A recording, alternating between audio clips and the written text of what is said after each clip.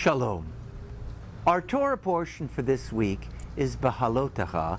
It's the third portion of the book of Numbers. Now in chapter 11 there is a story that I find very inspiring and very uplifting, and I want to share it with you. Let's take a look at it in the Hebrew and in the English, and we'll talk about it.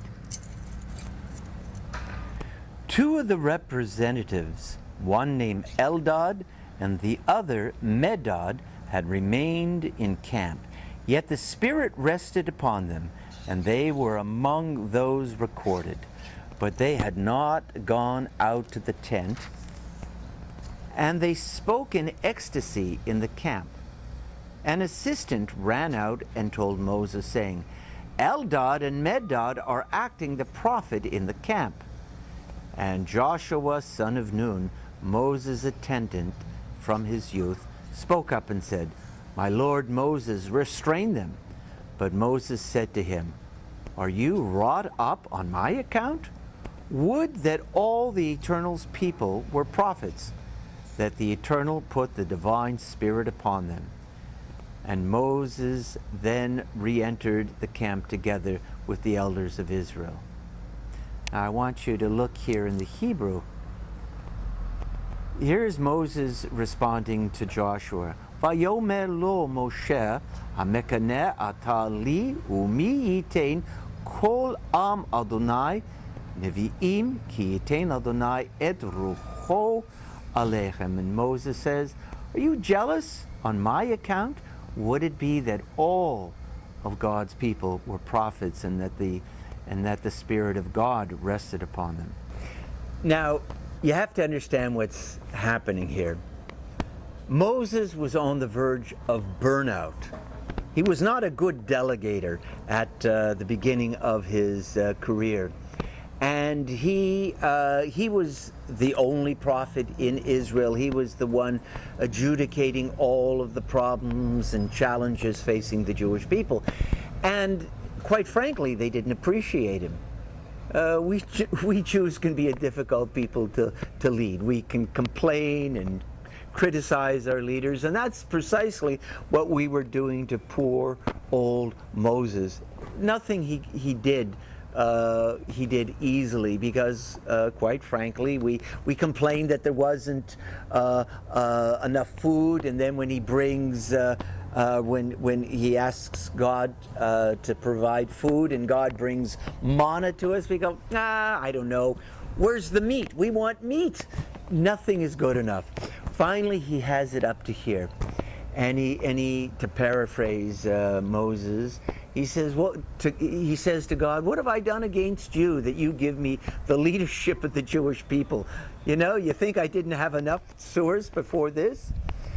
And God tells him, assemble 70 elders, 70 of your wisest, most experienced and able leaders within Israel.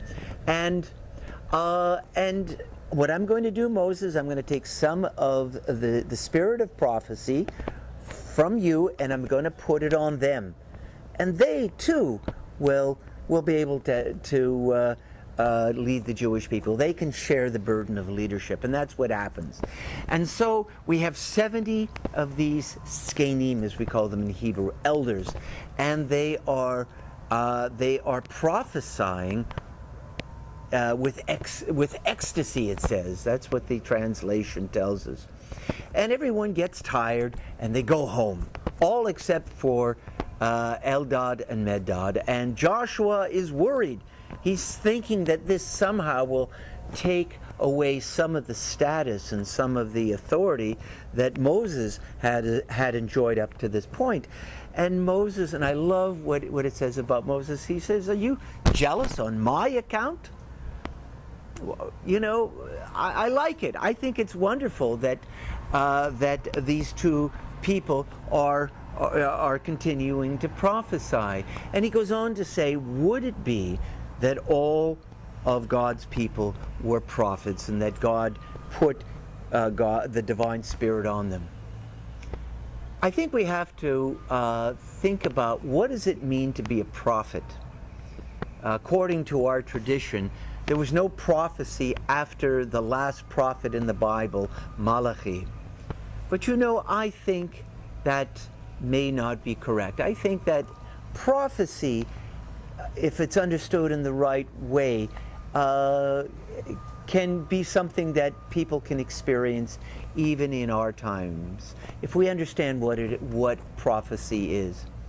I think prophecy is when a person has an exalted, transcendent vision of a better world, or something better for them and their family, their community, their people, and even the world at large.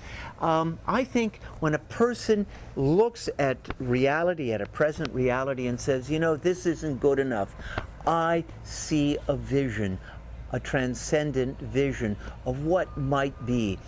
And when a person burns with that vision, as Jeremiah, as it says in Jeremiah, that Jeremiah's prophecy burned within his bones. When a person has that vision and shares it with other people and is passionate about it and works toward manifesting that exalted divine vision in the world, that's prophecy. I think that that's the way we should live our lives. I think every person should have a vision of a better world, something better than what is, and should be passionate about it. This is the way that we transcend. This is a way that we transcend our own, or the confines of our own lives, and this is the way that God flows through us. I hope that you have such a vision, and that you, in one way or another, can feel the Ruach Nevuah, the spirit of prophecy, in your own life. Well, I hope that you will read this week's Torah portion and come to your own conclusions. Shabbat Shalom.